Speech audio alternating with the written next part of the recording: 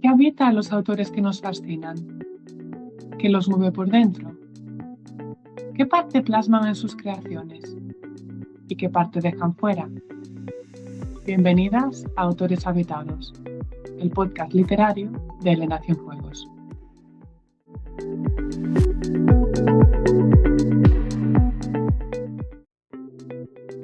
En este episodio de Autores Habitados, charlamos con Federico Baralla Galán, creador del podcast Literatus, especializado en el género del cuento, lector y escritor.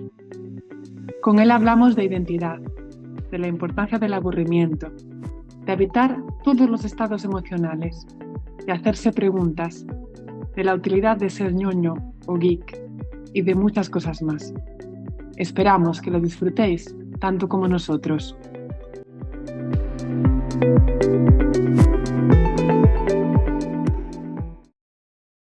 Bienvenidas a un nuevo episodio de Autores Habitados, en el que tengo a un invitado súper especial por muchas razones. Bueno, primero porque es el primer autor chico, por casualidad, no es que lo haga yo adrede, que viene a este podcast. Por ahora habían sido todo chicas, han venido 9 chicas, si no me equivoco, hasta ahora.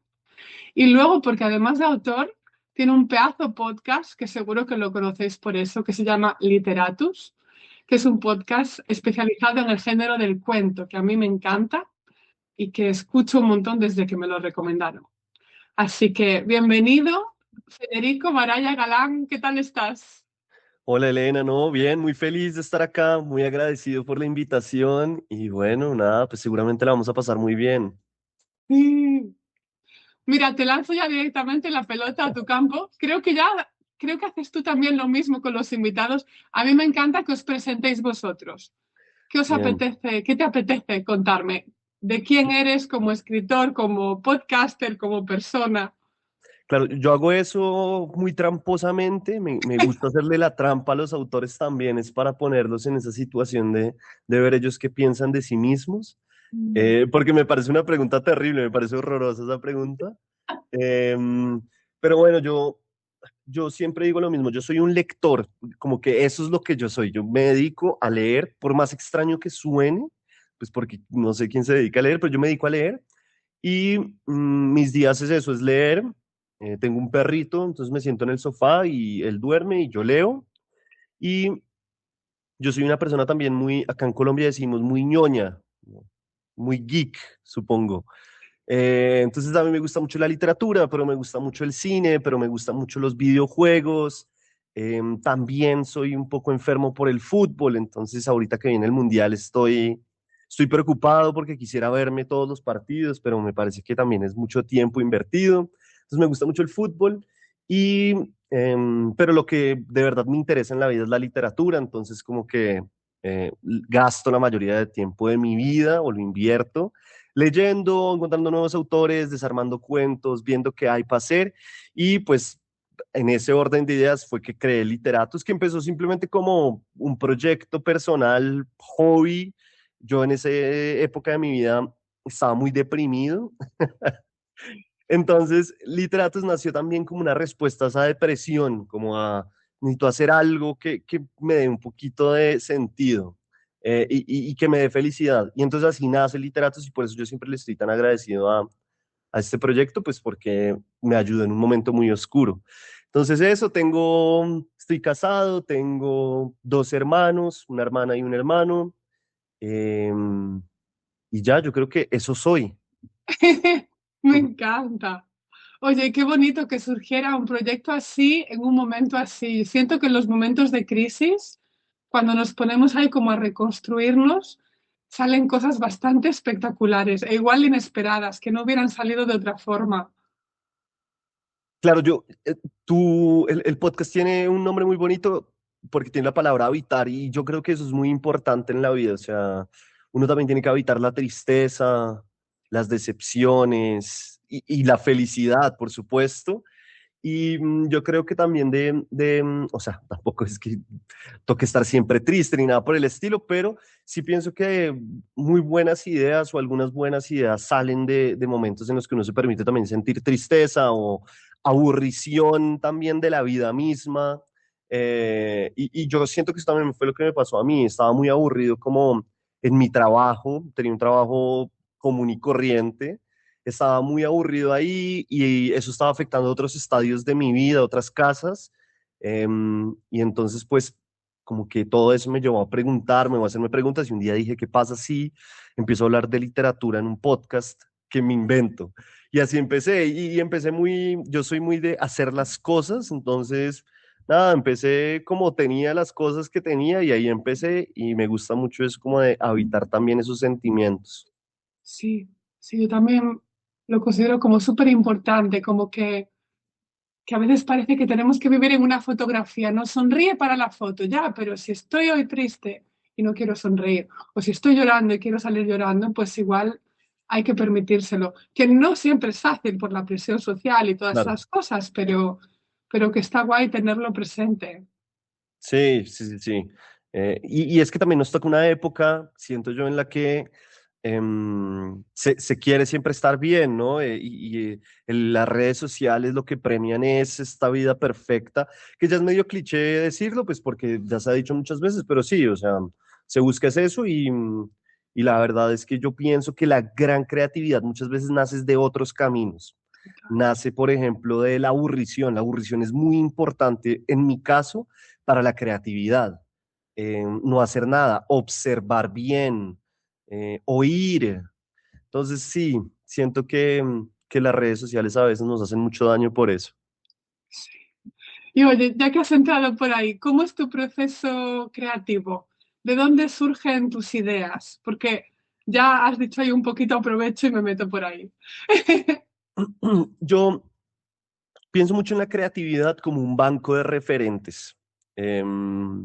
Supongo que debe haber personas que son muy creativas simplemente porque tienen desarrollada esa habilidad de tanto usarla, pero en mi caso a mí me gusta mucho es pensarla como un banco de referentes. Entonces por eso también para mí es tan importante ser tan ñoño, como decía, y tener referentes de videojuegos, de películas, de música, de todo, porque de ahí es que yo nutro mucho.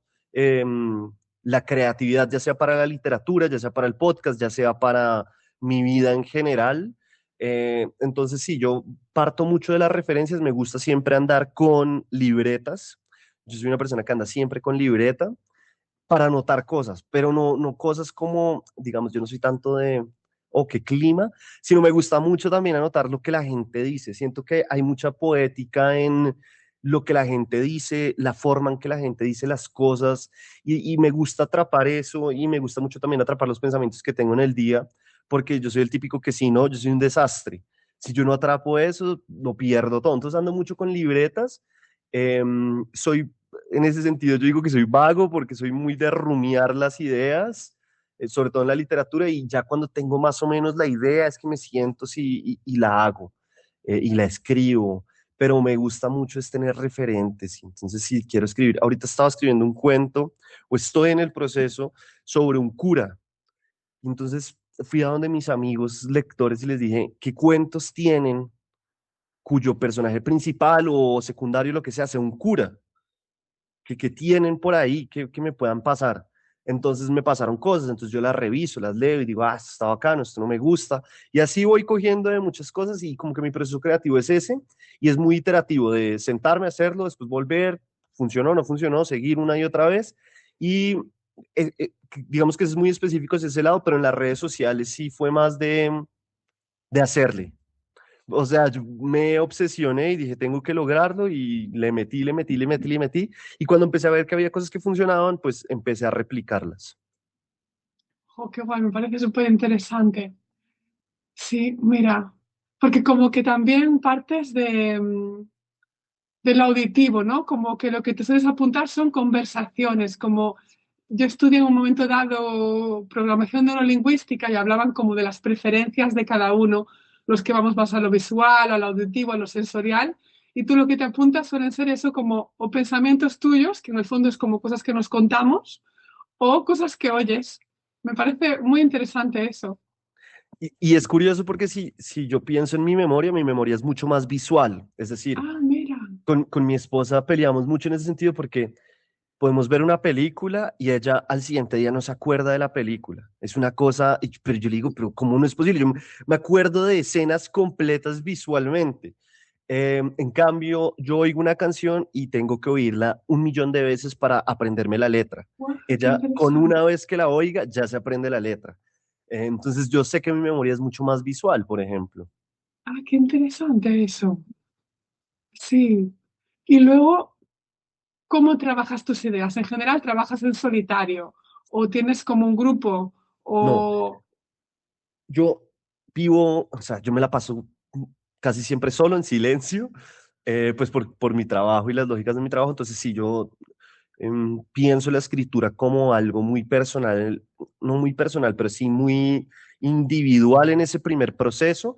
Lo que sí creo es que después está bueno tener lugares donde foguear los textos, mm, para que salgan también de uno, porque como uno los crea, muchas veces es difícil separarse de ellos y decir si sí está funcionando o no.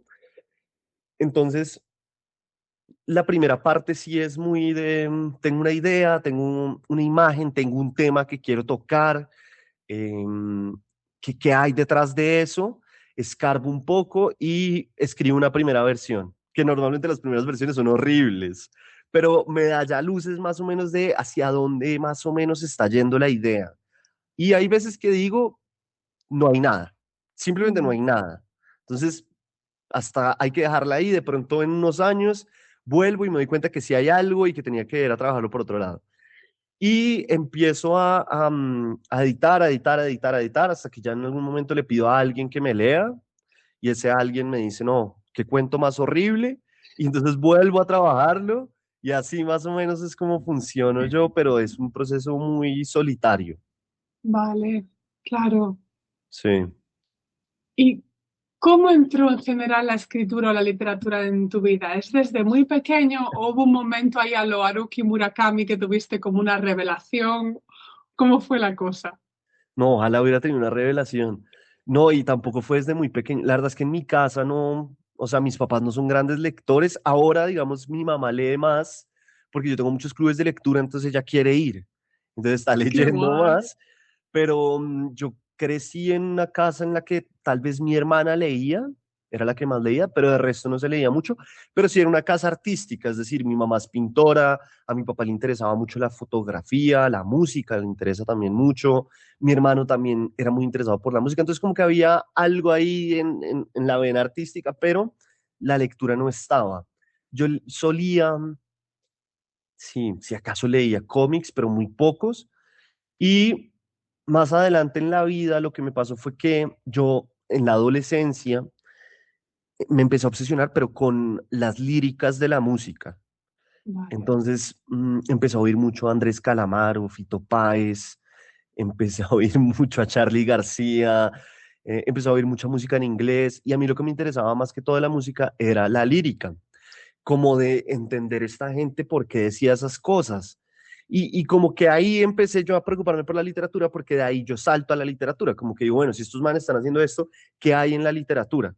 Y empiezo a leer literatura y digo, ah, pero esto también se puede. Y siento que la adolescencia es un momento muy específico en el que uno está buscando una identidad, como entenderse de alguna forma. Y a mí me permitieron estas dos cosas y como el fútbol y los juegos, los videojuegos, entenderme o por lo menos construir un mundo en el que me sentía medianamente cómodo. Y así es que yo empiezo y yo siempre quiero estudiar literatura y yo toda la vida estuve como, no sé, en el colegio, en talleres, en cosas de literatura y leía por mi lado y todo eso, pero a la hora de elegir carrera, yo dije, no, yo no quiero ser pobre, me preocupaba mucho ser pobre. Entonces, la decisión más estúpida, decidí estudiar comunicación social, que es como para ser periodista. Y entonces, pues sí, igual, o sea, igual de mal. Y la vida igual me puso después en el lugar en el que siempre debía haber estado, que era la literatura, porque yo trabajé muy poco de periodista, después trabajé en empresas y ahí fue que odié mi vida y me metí en la literatura, pero la lectura mía siempre ha sido, o empezó ahí y ya después empecé a tocar puertas más grandes, que es lo que yo siempre digo cuando la gente quiere empezar a leer, y después usted no tiene que empezar por los clásicos, empiece por algo que le guste, que seguramente eso lo que va a hacer es que después toque otras puertas. Claro, sí. ¿Y por cuáles empezaste tú? ¿Te acuerdas? Como de tus Sí, primeros libros así que te marcaron más. a mí me gustaba mucho en mi adolescencia, ya hoy en día no tanto, pero en mi adolescencia me gustó mucho El túnel de Sábato. Ese hombre que realmente es un hombre patético, bueno, no sé, me gustó mucho en la adolescencia, entonces es un libro que me acuerdo que leí con mucho interés. Yo me leí Los Miserables en mi adolescencia y fue un libro que me impactó muchísimo, primero por su longitud y segundo por todo lo que pasa. Y hay un libro en inglés que se llama The Outsiders, que me tocó leerlo en el colegio y que habla mucho de eso, como de sentirse un extranjero, no llevado al existencialismo, pero sí como de no pertenecer en la sociedad o no entenderse muy bien, y pues en la adolescencia eso me habló. Entonces ese libro también, y después yo leía mucho fantasía, entonces El Señor de los Anillos, por ejemplo, es un libro que también en esa época me interesaba. Pero digamos, El Señor de los Anillos todavía, pero The Outsiders y El Túnel de Sábado son libros que ya hoy en día no me interesan para nada. Entonces es curioso también cómo uno va cambiando los gustos literarios. Claro.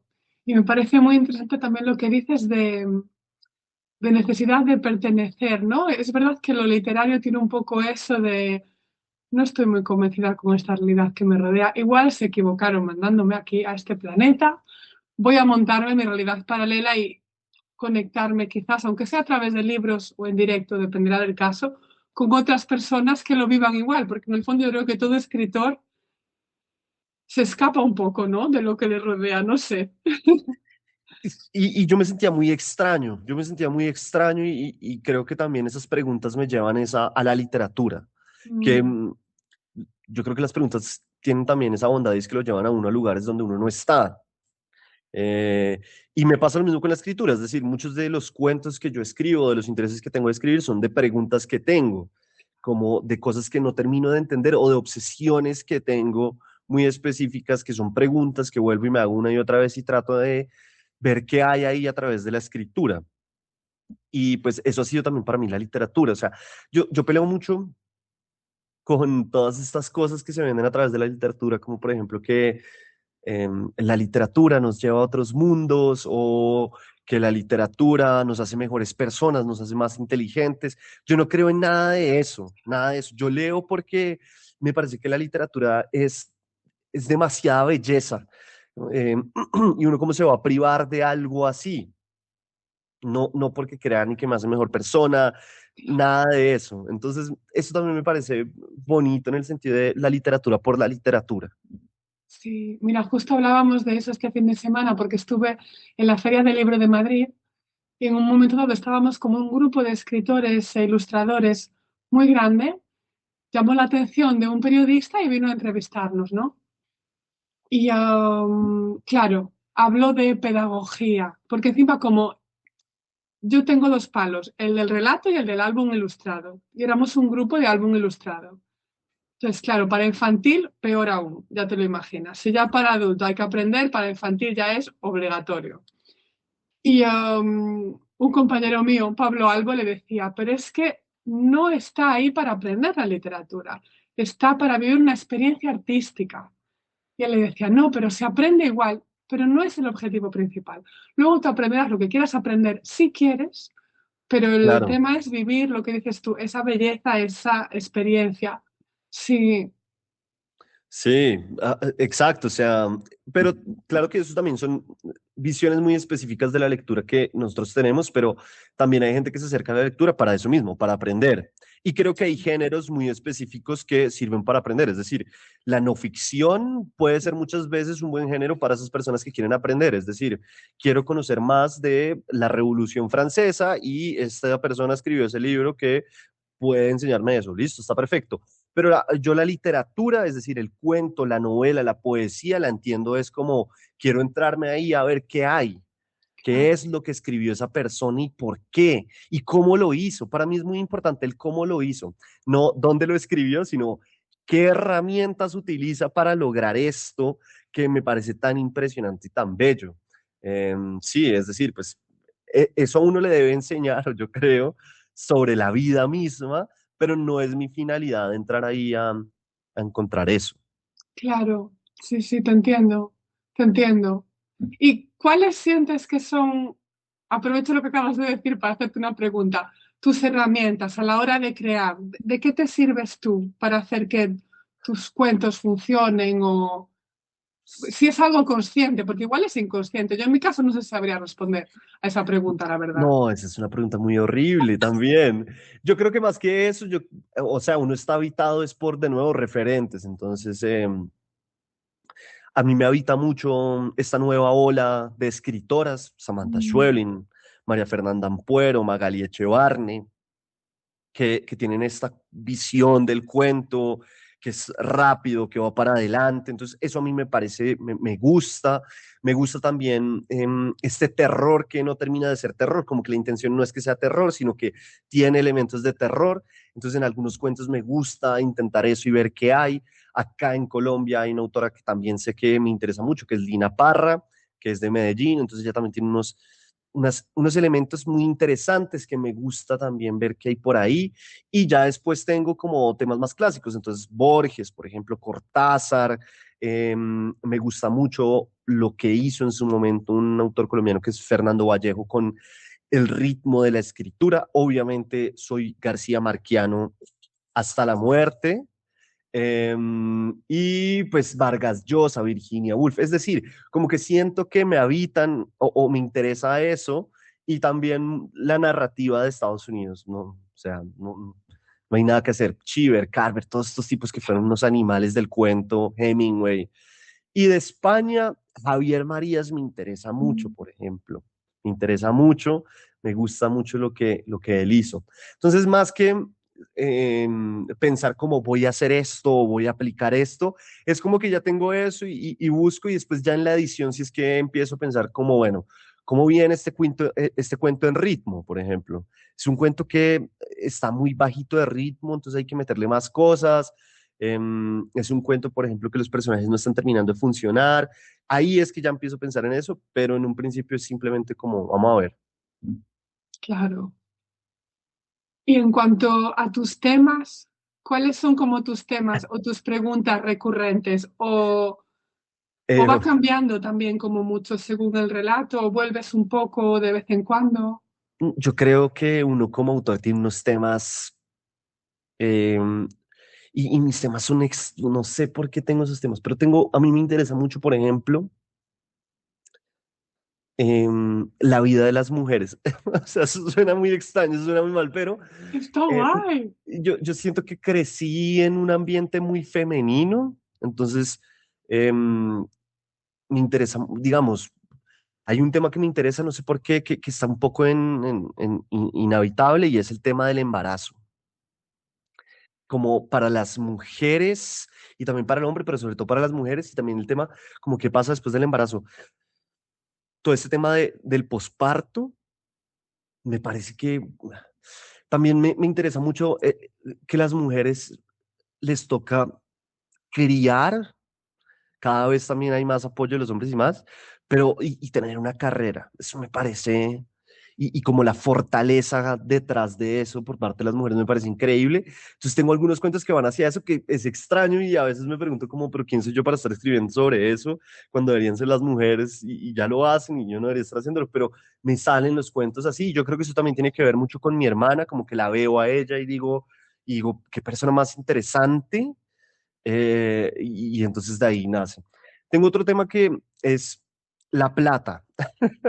Como les dije que yo no quería ser pobre, pues es un tema también que vuelve mucho a mis cuentas y es como, oiga, personajes que todo el tiempo están pensando como, pero yo no quiero que mi vida sea solo trabajar. Mm, Yo quiero vivir tranquilo, pero vivir tranquilo también significa, sobre todo en países latinoamericanos, pues es muy difícil si uno no le mete la ficha muy duro, pues o sea, vivir acá con comodidades básicas. toca meterle muy duro al trabajo. Entonces la plata es un tema que vuelve mucho a mis cuentos. El fútbol es un tema también que me gusta tocar. Trato de no hacerlo mucho porque si no me quedaría toda la vida ahí. Entonces trato de no hacerlo mucho, pero me gusta. Y la familia es un tema muy recurrente en mis cuentos, muy recurrente. Siempre está los hermanos, la relación padre-hijo, em, la familia como totalidad también. Entonces, yo creo que esos temas son a los que más vuelvo hoy en día. Qué chulo. Me hace pensar en algo que me dijo mi padre hace poco, que fue como, no escribas de mí. Y le dije, imposible. Dime el primer escritor que no escribe de la familia y de la relación con sus padres. Digo, ahí eso no lo puedo prometer.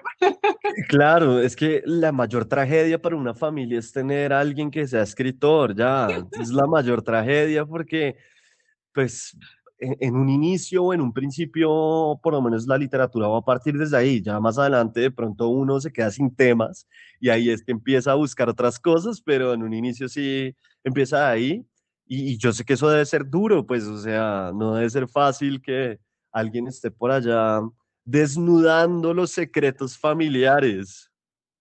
Total. Y me recuerda también a algo que leí en el libro de Madre Mía de Florencia del Campo, que es que su madre le dijo, un día escribirás sobre esto. Lo que dices tú, que ya lo tienen que ver venir las familias. Lo que vamos a hacer es lo que toca. Claro, y en ese libro que es bellísimo, que se llama Nada Mm. se opone a la noche, Ay, sí, wow. ella dice que una experiencia familiar específica, ella dice, ese fue el día que yo me convertí en escritora. Mm, Como vivir eso hizo que me convirtiera en escritora porque necesitaba después narrarlo. claro. Entonces, sí, yo creo que de ahí parte muchas veces y es muy difícil entonces separarse de esos relatos familiares porque también es mitología del escritor, o sea, de ahí partimos. Totalmente. Sí. ¿Y cómo eres en cuanto a rutinas de escritura? ¿Tienes como tus horarios para escribir? Para nada, depende de la época. ¿Cómo va eso? A ver si No, me inspiras. soy un desastre también, soy un desastre, digamos, ahorita, por lo que mi idea es que el libro salga el próximo año y tengo gente atrás diciéndome que lo necesita, eh, tengo unas obligaciones, digo, tengo que sentarme todos los días, como sea, pero tengo que sentarme. Pero si no fuera por eso, eh, nada, a veces como que me salía el cuento y decía, ah, bueno, me siento y después me sentaba otra vez y así lentamente. Pero no, yo soy muy estricto, es con la lectura, con la escritura no, y eso, o sea, digamos, Eve Uhart, la escritora argentina, ella dice, uno escribe cuando tiene algo que escribir. Entonces no hay que andarse latigando o flagelando porque no está escribiendo. Pero hay otros autores que sí dicen, usted todos los días levántese a las 7 de la mañana y métale 2 horas. Entonces, a veces sí pienso que lo debería hacer. Y otras veces digo, no, entonces yo creo que si uno quiere tener una obra grande, tiene que tener un horario de escritura y sentarse a hacerlo porque es la única manera. Si no es muy difícil, pero yo soy un desastre, de verdad. Entonces yo escribo cuando puedo. Yo creo que nos pasa a muchos y que van por épocas. Hay épocas en las que Sí. consigues ser más regular, épocas en las que se va un poco de las manos.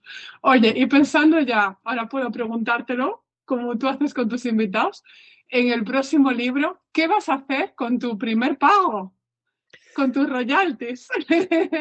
Esa es una muy buena pregunta, pero seguramente me lo voy a gastar en bobadas. O sea, seguramente me compraré algún juego, me compraré algún libro. em, yo creo que algo así haré, seguramente. Y, y de pronto invertiré en literatus para que siga creciendo Claro. un poco más. Creo que algo así haré. em, porque ni siquiera lo he pensado, la verdad. Lo que sí he pensado es que el día que ya ponga el punto final y me digan ya listo, tengo una cerveza ahí como que me gusta mucho y que la llevo guardando y el día que eso pase me la tomaré. Sí. Qué guay. Jo, pues el año que viene ya, deseando que llegue poder leerlo y poder volver a entrevistarte y qué guay. Pues ya veremos, ahí vamos, ahí vamos. Y aprovecho para abrir también, ya te lo comenté cuando organizamos este podcast, el melón ese que es cuando se considera uno un escritor.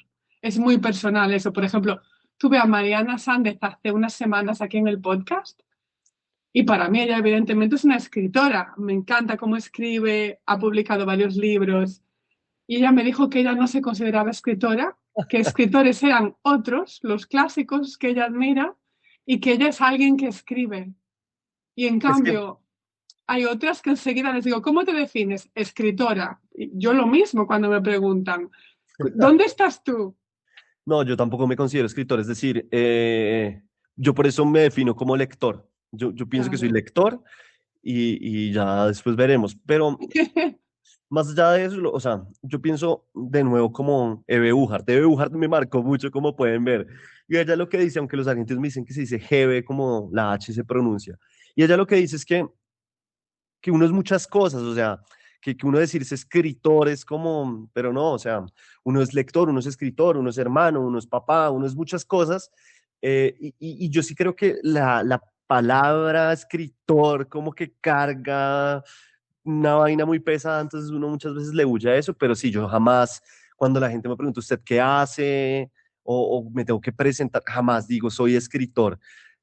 Siempre digo que soy lector y que a veces escribo, o que Vale. intento escribir. Creo que, y no creo que eso cambie porque uno tenga un libro, o dos, o 10, sino que ya es una consideración muy personal en ese sentido y es uno cómo se ve. Pero sí, yo me considero lector.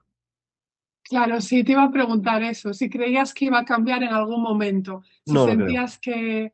¿Y crees que puede ser un poco como síndrome del impostor, que eso también lo tenemos mucho, o viene de otro lugar? No, seguramente tiene que ver con el síndrome del impostor. También pienso un poco como tu otra entrevistada y es escritor Borges, que lo tengo ahí, escritora Virginia Woolf, escritora Samantha Schweblin. Pero no, creo que me siento más cómodo y más feliz siendo lector, además porque es lo que más hago en realidad. Si yo Ya. me la pasara escribiendo todo el día, diría, "Oh, soy escritor", pero no, yo me la paso leyendo. Incluso a veces me considero más jugador amateur de fútbol que escritor. Entonces, no, no creo que eso cambie, la verdad. Claro, es verdad que si tenemos en cuenta las horas que invertimos en otras cosas, probablemente por mucho que escribamos, no es lo principal, ¿sabes? Claro. Es interesante eso, es interesante. Y en caso de que no hubieras tirado por este camino de la literatura, la lectura, la escritura, los podcasts, ¿qué otro arte o qué otra profesión te verías tú haciendo? O es como o esto o nada, el resto no funcionaría. Es una buena pregunta. Yo creo que, pues, o sea, el periodismo, pero es Claro. que, digamos, yo fui periodista, no sé, 6 meses y no me gustó nada, no me gustó. Lo odié, pero hoy en día hago muchas cosas de periodista, entonces es curioso. Yo creo que si no hubiera estudiado nada de esto, tal vez hubiera estudiado para ser abogado. Hey, Como que entrevisté creo a que, varias que estudiaron Derecho, me sorprendió, ¿eh? es que Muchas creo que escritoras estudian Derecho, no sé por qué. va de la mano un poquito, es decir, hay que leer, se trata también de las letras, ¿no? De las leyes, entonces como que va de la mano, y pues es un campo laboral mucho más grande. Entonces yo Ya. creo que de pronto me hubiera ido por ahí, de pronto, pero no mucho más, es decir, no tengo muchas más opciones, ¿no? No es como que pude haber sido matemático, no, no, horrible, nada de eso. Wow, yo tampoco. Me hace pensar ahora también lo de Derecho y tal, que una de las chicas, creo que era Valeria Correa Cid, me decía, creo que era ella, que hablaba mucho como de inocencia, justicia en sus historias, que es verdad que al final a veces lo que decíamos antes, es por la experiencia artística, por lo que queremos contar, por lo que queremos transmitir, pero quizás a veces también hay una forma de poner las cosas en su sitio, saldar ciertas deudas, contar ciertas verdades que no fueron consideradas. Sí que veo ahí el punto con el derecho, tienes razón. No, y yo pienso también que lo mejor que le puede pasar a un escritor o una escritora es ser lo más ñoño posible, es decir, saber de química, de matemáticas, de Grecia, de Roma, porque todo eso lo único que va a hacer es nutrir su escritura, darle como nuevos pasajes, nuevas ideas. Entonces, digamos, hoy en día, yo en el colegio, pues siempre fui muy mal estudiante. Y yo creo que hoy en día mis profesores se sorprenderían mucho porque yo leo de todo, o sea, de lo que me den. Ahorita estoy leyendo, por ejemplo, el libro de Cercas, que el loco de Dios en el fin del mundo. Y pues yo no soy una persona religiosa, pero ese libro me está explotando la cabeza por, por la lógica del libro, por la forma en que está escrito, y son cosas que vienen a nutrir también ideas que tengo de otros proyectos, de posibles cuentos. Entonces, por eso digo que ser ñoño para el escritor, la escritora es muy útil. Es verdad. Me pasó a mí hace poco que fue como el caso más claro. Estaba rematando un cuento y revisándolo con mi grupo de escritura y en la versión final, que tenía que hacer un par de ajustes, se me metió una escena que está relacionada con un libro que estaba leyendo en ese momento. Pero tipo, una imagen que vi que me impactó al leerla y dijo, ostras, Claro, esta imagen me recordó una imagen de mi infancia y de repente, sin yo darme cuenta, añadí tres frases y de hecho les pregunté a mis compañeros, tipo, ¿estas tres frases cuadran aquí? Porque han salido sin que yo las piense, han salido solas, pero sí que pasa mucho. sí, sí, sí. Y una pregunta que no he hecho nunca y se me ha ocurrido hoy preparando nuestra entrevista es, es rara también, ¿eh? De todos los libros que han sido publicados, clásicos, lo que tú quieras, ¿hay un libro que digas, ostra, este querría haberlo escrito yo? Tantos, tantos que digo, no, no, no. Pero pues para no meterme digamos, a mí me hubiera gustado mucho escribir los cuentos de Fontana Rosa. Me Mm. parece que pues, él tiene un par de cuentos que digo, pero qué maravilla de cuentos, de verdad, qué maravilla.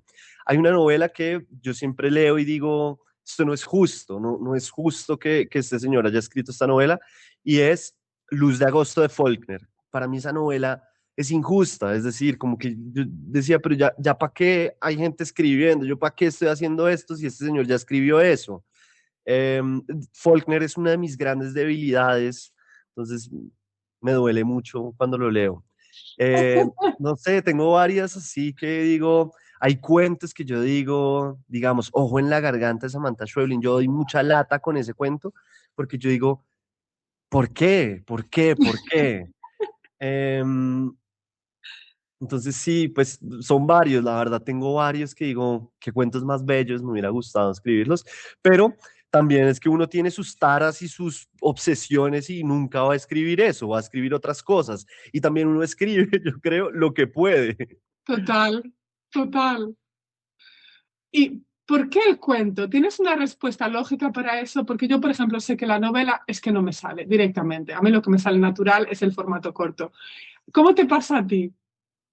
Yo creo que hay azar como también, o sea, también pienso que la novela, muchas veces se dice que el cuento es más difícil que la novela, ¿no? Y yo pienso, o sea, sí, no, escribo una novela de 200 páginas. Eso me parece demencial, es decir, hay que tener, hay que ser muy aplicado para lograr eso y yo no tengo, en este momento de mi vida, no soy tan aplicado para lograr una novela. Además, no me imagino cómo es editar una novela. Eso tiene que ser dificilísimo. Uno, ¿cuántas veces vuelve al primer capítulo? O sea, no lo entiendo. Entonces, por ese lado eso. Y claro, me gusta mucho el formato del cuento por lo breve y porque permite también como apretarlo todo y demás, pero también siento que en un momento en el que empecé a tomar mucho taller literario y a Mm, enfocarme mucho en los talleres. El primero que tuve fue de cuento y el profesor fue muy bueno y mm, eso marca mucho la diferencia, tener un buen profesor. Entonces, un saludo para él, para John Galindo, que es un poeta colombiano, y él fue muy buen profesor y como que yo dije, oiga, esto está muy teso, esto está muy increíble. Yo ya leía cuentos y tal, pero por eso la ignorancia a veces es tan salvaje, ¿no? Porque yo decía, yo leía un cuento y yo decía, esto lo hace cualquiera. Y después de hundir los pies de verdad y ver la teoría y todo lo que hay detrás, dije, joder, esto no lo hace cualquiera, esto es muy complejo. Entonces como que todo eso se me juntó y después empecé a conocer muchos autores que me empezaron a marcar. De nuevo Borges lo vi, dije, pero este man, ¿qué está haciendo? Cortázar también, los gringos también. Yo decía, pues estos tipos, ¿qué hacen? ¿Cómo hacen esto? Y ahí dije, no, el cuento es una vaina muy, muy hermosa. Y claro, en España ustedes tienen también una cosa muy grande y es que tienen páginas de espuma, Sí. que es una editorial increíble que le apuesta muy duro al cuento. Entonces eso también, pues yo me la paso consumiendo páginas de espuma porque ahí están los de hoy en día y están sacando mucho también clásico, pero hoy en día ahí están muy buenos cuentistas. Y yo dije, no, esto es lo que me gusta a mí. Y sí hay una dificultad detrás de esto y es que el mercado es muy reacio al cuento. A Sí. pesar de que yo siento que hay mucho mercado para el cuento, pero las editoriales son reacias a ese género. Sí, yo también lo veo y además visto cómo vamos evolucionando socialmente, digo, cada vez más a lo rápido, a la acción, el cuento tiene su espacio ahí súper bien. Es Hay perfecto. como un gap, como un espacio que en algún momento tiene que unirse el público con el cuento, porque sí, yo en ese sentido le agradezco muchísimo, aparte de que me encanta leer a Samantha Schweblin, de lo lejos que está llegando, porque digo, a ver si así se anima la gente a dar una oportunidad al cuento y que verán que, buah, que es una maravilla. Sí, yo creo que ella está abriendo camino. Y también está abriendo Sí, camino todos estos formatos que estamos haciendo, como los podcasts, sí, las redes sociales son muy útiles para el género del cuento, más que para la novela. Entonces, yo sí siento que, y el otro día hablaba esto con Juan Casamayor de Páginas de Espuma, hablábamos que está cambiando, como que se sienten aires de cambio, por más clichésudo que sea, en ese sentido. Y también porque hay escritoras y escritores muy poderosos cuyo género principal es el cuento. Entonces las editoriales dicen, pues descuento, pero yo quiero a esa autora en mi editorial. claro, Entonces, hágale. claro. ¿Aprovechamos y pasamos directamente a la lectura de tu cuento o quieres contarnos algo más antes de que cerremos la entrevista? No, yo creo que yo acá vengo a hacer lo que me digan. Tienes libertad, tienes libertad. Es muy de charla con café y amigos. No, no, no, no, no, no, no. A ver, yo busco, a ver, Busca tranquilo. Y, jo, muchísimas gracias, súper interesante todo lo que nos has compartido. Y no, animo a los que nos están viendo, si no lo conocen aún, por favor, que sigan tu podcast, que lo escuchen, que es, crea adicción, ¿sabes? Lo descubres y te ves 20 capítulos en la primera semana, vaya. bueno, me hace muy feliz eso, es la idea, es la idea de acabarle la vida a la gente con literatura. Em, a ver, yo les doy un poquito de contexto. Este cuento que voy a leer es perfecto para esta época que se viene, la época del Mundial. Y este es un cuento que fue finalista en un concurso acá en Colombia que es medio importante. Entonces quedó de cuarto, entonces pues por eso lo leo, porque siento que ya es como, es lo más cercano que está a estar en algo. Qué Eh, chulo. entonces este cuento se llama Hermanos. ¿Lo leo así sin más? Sí, dale, perfecto. Listo, este cuento se llama Hermanos. Y dice, esa noche llegó con una maleta negra de ruedas en la que había arrumado la vida. Venía del que fue su apartamento por los últimos 2 años. Lo vi cruzar por el corredor con pasos pesados. Desempacó con lentitud trajes, algunos libros de cocina que tenía y un cactus que parecía estar muriendo. Las paredes verdes musgo de su habitación de pequeño lo miraban mientras él dejaba todo sobre la cama. Ni siquiera se cambió de ropa, solo se sentó, vestido con traje de oficinista en la madera de la silla de mi cuarto, prendió el PlayStation y empezó a jugar FIFA. Como no conocía a ningún jugador, me pidió que le ayudara a escoger los 11 titulares. Eso fue fácil. Solo le dije que pusiera 10 cualquieras y arriba a Iñaki Williams. El problema fue cuando me pidió que le enseñara los comandos. Vea, con L1 y X hace paredes, con círculo le pega, con R2 corre, con X defiende, pero con círculo tira la pierna y con cuadrado se barre. Él miraba el control, que de repente dejó de tener 5 botones útiles y pasó a tener más de 10 y me dijo, yo aprendo mientras juego. Al principio pensé que este arranque era un tema del desparche y no iba a durar más de una noche. Quería que no fuera así. Deseaba devolver el tiempo, más o menos unos 15 años, a cuando él era el que me enseñaba a jugar y podíamos pasar días enteros compitiendo y peleando. Esa primera noche, después de aprender los comandos básicos, empezó una temporada con el Athletic Club de Bilbao. Al principio fue un técnico con traje y corbata, tan solo se quitó los mocasines del trabajo. Así es que se dirige, por respeto a los hinchas y al deporte, dijo. Al tercer partido ya iba con la corbata en el suelo y la camisa abierta, mostrando los pelos del pecho. De ahí en adelante, las noches eran iguales. Llegaba del trabajo y sin importar yo qué estuviera haciendo, se metía en mi cuarto y se ponía en su segundo rol. Empezaba como un stripper a perder la ropa y con cada partido que jugaba, su ira iba creciendo hasta el punto de la erupción. Primero decía groserías que salían mordidas, después las decía como quien mastica con la boca abierta y al final sus puteadas eran tan grandes y gordas que hasta sus jugadores alcanzaban a oírlas.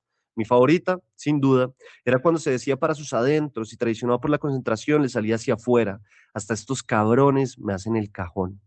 La temporada iba en pique, mientras en el FIFA el calendario corría como él hubiese querido que su vida anduviera. Afuera de mi cuarto, las horas iban al ritmo de los jugadores después de las vacaciones. Su equipo, como un balón que cae desde el cielo sin nadie que lo controle, se hundía en el descenso. Mi hermano cada vez dormía menos y jugaba más. Soñaba con ruedas de prensa y era común sorprenderlo en monólogos silenciosos en los cuales les explicaba a los hinchas y a los periodistas por qué su equipo todavía no jugaba como él quería.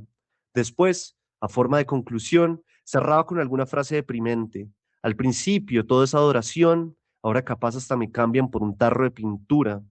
Los días entre semanas ya no le alcanzaban. Los sábados empezaba a jugar desde las 7 a.m. Intentaba no hacer mucho ruido para no despertarme, pero cuando él menos lo esperaba, yo estaba desde mi cama atento, como si fuera un plateísta más, cansado de los malos resultados. Técnico, técnico, no se ha muerto y renuncie. Las voces bajaban desde las gradas en forma de gotas de un aguacero lejano. Los plateístas a veces también apoyábamos y cuando el equipo estaba pasándola mal, nosotros apretábamos el culo y metíamos desde nuestras sillas frías del estadio. Chulo, chulo, chulo. El juez no sirve ni para payaso. Todas las amarillas para acá y ninguna para allá.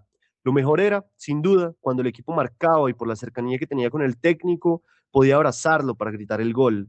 Así, raspando la garganta, sacando la mierda desde el estómago hasta la boca de todo lo que nos pasaba en la vida, trabajo y sobre todo, sentir que él, por un mínimo segundo, olvidaba lo que era estar siempre triste por una vieja que lo había dejado para devolverse a su Bilbao. En el mercado de invierno vino un jeque árabe y se llevó a Raúl García, uno de los jugadores que el técnico más apreciaba. Vestido con sudadera y un saco con capucha, me vio entrar al cuarto después de una fiesta y me tiró la noticia para rematar con un todos me abandonan. Él ya no salía de mi cuarto y se había apropiado de la cama y de la música, ya no se oía reggaetón y mucho menos rock. Ahora los jugadores calentaban al son de Alejandro Sanz con su ¿Quién me va a curar el corazón partido? Los plateístas no entendíamos en qué momento nos robaron la música y detestábamos esta nueva fase por la que estaba pasando la institución, pero sabíamos, ahora más que nunca debíamos apoyar. Cuando el equipo empezó a levantar vuelo y aprendió a no perder, los plateístas y el técnico empezamos a querernos de verdad, como se quiere la mamá o a un hermano. Lo malo es que este matrimonio era más de necesidad que de amor, porque el equipo para este entonces ya tenía las arenas movedizas del descenso al nivel de la Cumbamba. Para no terminar en la B y que él no perdiera su trabajo como primer técnico del Athletic Club de Bilbao, necesitaba ganar los últimos 3 partidos. El primero fue contra el Getafe, iban décimos en la tabla. Nosotros íbamos de 18º y nuestro gran problema era que, a pesar de que no perdíamos, no jugábamos a nada. Eso del juego champán, ¿qué es eso? ¿La presión alta? Claro que no. Nada de espacio, tiempo, espacio. Lo nuestro era el famoso bochazo y vamos a ver qué pasa mientras le rezábamos a nuestro Dios, Iñaki Williams, que nos salvara las papas. Así fue contra el Getafe, ganamos 3-2 con 3 goles de el Faustino Asprilla de mi equipo, como solía decirle mi hermano. El segundo partido fue contra el Villarreal y fue un mero trámite, 2-0 y váyanse a llorar porque ellos también estaban peleando con nosotros el tiquete al infierno. En ese partido los plateístas estábamos crudos después de una noche de cervezas y cigarros, pero la inyección de esperanza de la victoria nos dio las fuerzas necesarias para viajar con el equipo hasta Madrid y alentarlo en esa última fecha, así nos pudiera dar una embolia. Era un partido difícil y lo sabíamos. No nos dejábamos engañar por la prensa malintencionada, cuyos titulares ponían sobre la mesa que la teníamos fácil, dizque porque el Real Madrid ya era campeón. No nos achicábamos, para matar gigantes también teníamos nafta. Una vez estuvimos sentados en la platea, nos dimos la bendición y nos pusimos en los pies de Iñaki. Vamos, Iñaki querido, vamos que hoy nos salvas. Bien temprano en el partido, Karim Benzema se encontró con un balón en nuestra área y lo mandó a guardar. Nos vamos a la B, empezó a correr el rumor por debajo de las sillas hasta llegar a oídos del técnico, que trataba de ignorar la presión, pero que entre susurros se le alcanzaba a oír: quedan 70 minutos, como si fuera su mantra para no caer en la desesperación. Cuando más sangre salía de nuestra herida y más rápido moríamos, el micrófono del Santiago Bernabéu cauterizó un poco el dolor con el aviso de que al Leganés le habían hecho gol. Ahora solo necesitábamos el empate. El primer tiempo finalizó 1-0. En el vestuario a mi hermano se le veía preocupado, nadie hablaba.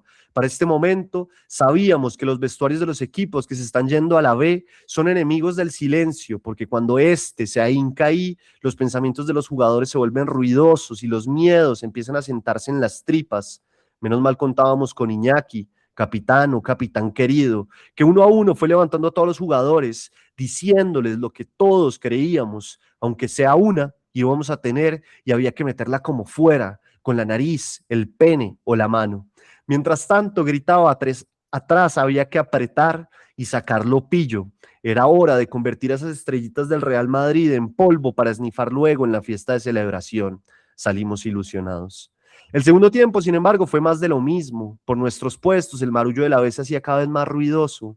Ya no había uñas en nuestra sección del Bernabéu. Estábamos comiéndonos los dedos y saboreando el hierro. El Madrid nos convirtió en gimnastas. Nos colgábamos de nuestros palos, nos llovían disparos desde el sol del penal, del vértice del área, la media luna, las nubes del mediocampo, y nuestro portero, sas, pram, prum, y pegaban en el palo y se estrellaban contra nuestros defensas y les explotaban en la cara.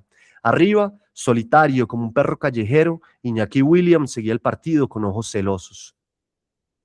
Hasta que al minuto 77 hubo un tiro de esquina para ellos. Modric lanzó el balón como si dibujara la jugada con tiza en el pizarrón. Sergio Ramos, un hueco negro que camina a las áreas y cuya energía es tal que se come todo lo que hay en su camino, se chupó a nuestros jugadores y llegó al balón para conectarlo con un testarazo. Un plateísta se infartó. Esta parecía ser la cuchillada final. El balón se estrelló contra el travesaño y el rebote le quedó al maldito de Isco. Ya fue, no hay forma de que falle el rebote. Isco levantó el pie como lo hacían los muñecos de supercampeones. Duró un eón así, chutó y la tiró por arriba del arco. Ya está, muchachos, si nos salvamos de esta es porque vamos a empatarlo, dijo un plateísta, mientras el resto lo mirábamos y le achacábamos que se llevara su mufa a la gran puta mierda. Para nuestra sorpresa, las palabras de ese imbécil parecieron ser, en vez de gafe, una pura premonición. Al minuto 85, con el Real Madrid en ataque, recuperamos el balón y le lanzaron la bocha larga a Iñaki Williams. Como si fuera un galgo repleto de esteroides, el delantero se le escapó a Varane, alcanzó el balón y corrió como si él también supiera que de ese gol dependía la esperanza de mi hermano sobre la vida. Cuando llegó al área, Sergio Ramos lo alcanzó a cazar y lo tumbó. Penal, tiene que expulsarlo. Nos abrazamos fuerte entre todos. Hasta alcanzamos a darle un abrazo al técnico. Ese Varane tiene menos piernas que una foto de carné, tiró un plateísta que lloraba de la felicidad. Faltaba oxígeno para respirar en el cuarto y el poco que había se había dormido con pizza y cerveza. A mi hermano no se le alcanzaba a ver bien la cara porque tenía la capucha puesta. Se limpió el sudor de las manos sobre la sudadera y volvió a poner el comando de su equipo bajo sus pulgares. ¿Cómo es que cobro? Huevón, déjeme lo cobro yo. La tensión nos tenía mareados. No. Solo explíqueme cómo lo cobro. Vea, usted le pega con círculo y con el joystick le da la dirección. Por favor, no se lo coma. Beñat, nuestro centrojas con buena pegada, puso el balón en el lunar blanco del área. Empezó su carrera. Sabía que en sus pies estaba el tiquete de salvación del club y el devenir de 2 pobres hermanos y millones de hinchas bilbaínos. Cuando conectó el esférico con su botín negro, todos en la platea lo supimos. Lo iba a botar. El arquero del Madrid se tiró a su palo derecho y con la palma abierta de la mano despidió el balón hacia el tiro de esquina. ¡Hijo de puta!, gritó mi hermano. Los plateístas para este momento llevemos por las falanges medias. El tiro de esquina era la última oportunidad. Beñat de nuevo se encargó de lanzarlo, tiró un centro bombeado al segundo palo y Sergio Ramos lo rechazó. El árbitro señaló el final. La vida es una mierda, gritó mi hermano. Luego se volteó y al verme con lágrimas en los ojos, remató. A llorar a la llorería, idiota. Dejó el control sobre la silla y desde que salió del cuarto supe que esta sería la última vez que lo vería dirigir un equipo. Así estos días hubiesen sido los más felices de la vida para mí.